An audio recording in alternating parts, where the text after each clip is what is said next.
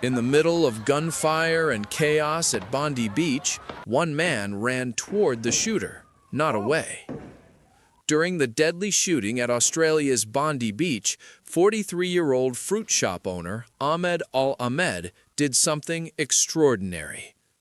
Video footage shows Ahmed sprinting toward the gunman, wrestling the weapon from him, and then turning the gun back on the attacker, forcing him to retreat. This was not instinct. This was courage under fire. Ahmed was shot 4 to 5 times in the shoulder during the struggle and is currently hospitalized, undergoing surgery. Australia's Prime Minister later confirmed that Ahmed knowingly risked his own life and his family to save innocent people. Now the world is responding. A fundraiser created to support Ahmed has raised nearly $1 million in just days.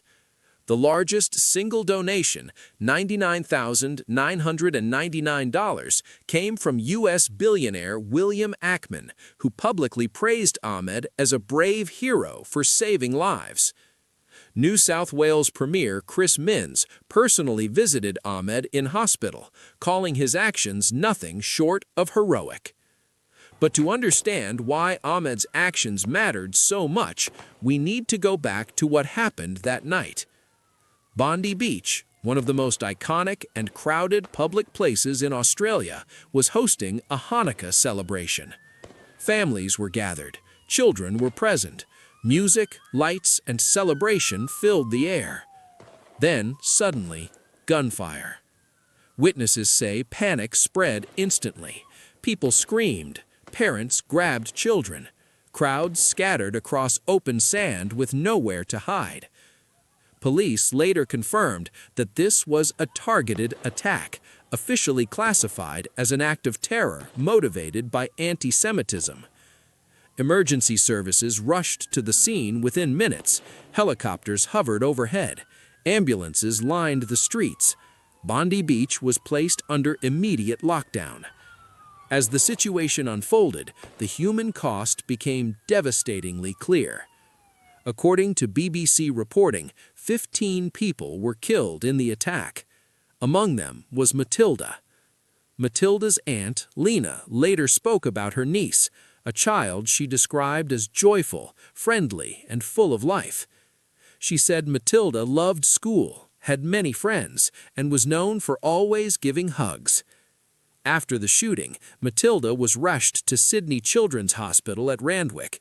Doctors tried everything, but she had lost too much blood. She could not be saved.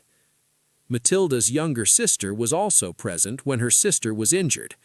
She survived physically unharmed, but family members say she remains in deep shock, struggling to cope with the loss. This is the part of the story that statistics cannot explain. This is where tragedy becomes personal. In the middle of that chaos, Ahmed al-Ahmed made a decision that likely saved many others. Ahmed is not a police officer. He is not military. He is not trained security. He is a fruit shop owner, a father, a regular working man. Friends and neighbors describe him as quiet, humble, and deeply family-oriented. That evening, he was not there as protection. He was simply nearby when the shooting began. Instead of running away, Ahmed ran toward danger. Security experts say moments like this are extremely rare. Most people freeze. Most people flee. Ahmed acted. Video footage shows that after being disarmed, the attacker retreated, creating a crucial pause that allowed people to escape and police to gain control. Authorities have not released an exact number of lives saved, but officials have acknowledged that the outcome could have been far worse without Ahmed's intervention. Ahmed did not know if there were more attackers. He did not know if explosives were nearby. He did not know if help was coming. He moved anyway.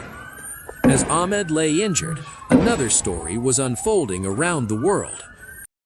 Now watch this clip. He shots 4 bullets in 5.2 seconds with a bolt-action rifle? That's awfully damn fast for anyone, especially a civilian. Somebody trained him for this day. Now, look at this second clip. It shows both the father and the son actively firing at civilians in an open public space. This is not crossfire. This is not confusion. Both attackers are clearly aware of their surroundings, their targets, and each other. At one point in the footage, the father is hit and goes down. This is a moment where instinct usually takes over. Family members rush to help. People freeze, attacks pause. But that does not happen here. The son does not run toward his father. He does not check if he is alive. He does not retreat. He keeps shooting. He continues moving forward, adjusting position, dodging incoming fire, and reloading his weapon under pressure. That detail matters. Law enforcement analysts say this kind of behavior reveals discipline, focus, and intent, not panic. This was not emotional chaos. This was not a loss of control. This was purpose. The son reloads his rifle calmly, scanning the crowd for additional targets, treating the scene not as a crisis, but as an objective. Investigators note that even after his father is neutralized, the son's behavior does not change. There is no hesitation, no visible shock, no break in rhythm. That suggests something deeply concerning. Authorities believe the attackers had already accepted their own survival was unlikely. Their goal was maximum harm in the shortest possible time. In counterterrorism analysis, this mindset is often described as mission-focused violence, where emotional bonds, even family ties, are overridden by ideology or fixation. That is why this clip is so important. It shows this was not a spontaneous act driven by rage. It was planned, rehearsed, and mentally conditioned. Now here's something that stopped investigators cold. After police finally shot and overpowered him, after all the chaos, the bloodshed, and the lives already lost, do you know what he did next? He surrendered. He dropped his weapon. He followed commands. He chose to live. And that detail matters, because it tells investigators something critical. This was not someone acting blindly or irrationally in the final moments. Authorities say the surrender suggests the attacker was fully aware of his actions, understood consequences, and made a calculated decision once resistance was no longer possible. In other words, the violence stopped not because he lost control, but because he decided it was over. That single moment has become a key focus of the investigation. Australian Prime Minister Anthony Albanese later addressed the nation, providing new clarity on who carried out the attack and what authorities know so far. According to Albanese, investigators have found no evidence that the two gunmen were part of a wider extremist cell. There is no sign of outside coordination, no operational network, no third accomplice still at large. These individuals were acting alone, the Prime Minister said. But he made one thing very clear. They were clearly motivated by extremist ideology. And while police are not searching for additional suspects, the danger did not end with gunfire. Investigators confirmed that multiple improvised explosive devices were discovered inside a vehicle linked to the attackers, devices that could have dramatically increased the death toll if they had been used. Questions have also been raised about the younger attacker, identified by local media as Naveed Akram. Prime Minister Albanese confirmed that Akram was not on any counter-terrorism watch list at the time of the attack. He revealed that Akram had been investigated in 2019 because of connections to two individuals who were later imprisoned. That investigation lasted 6 months. It found no evidence that Akram was planning violence, preparing an attack, or expressing anti-Semitic intent at the time. No charges were filed. No restrictions were imposed. Today, that decision is under intense review.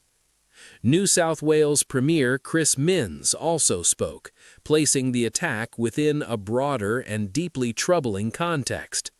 Minns said Sydney's Jewish community has been dealing with rising anti-Semitism and escalating violence for more than 2 years. He confirmed that authorities have launched a comprehensive investigation, not only into the attack itself, but also into the police response and intelligence handling. There will be a full, independent inquiry, Minns said. The New South Wales government is now preparing to recall Parliament, with plans to introduce legislation aimed at tightening gun ownership laws across the state. This attack has forced Australia to confront uncomfortable questions. How does extremism go undetected? How does ideology turn into action? And how does a society protect its people without losing its values? But amid the fear, the grief, and the political reckoning, one truth stands out. This story is not only about hate. It is also about courage, about a man who ran toward gunfire, about families who will never be the same, and about a nation now deciding what it will do next. Bondi Beach will heal, Australia will mourn, and the world will remember one simple fact. Even in moments of terror, one human choice can still save lives. And on that note, thank you for listening, and as I owe it, may God watch over you.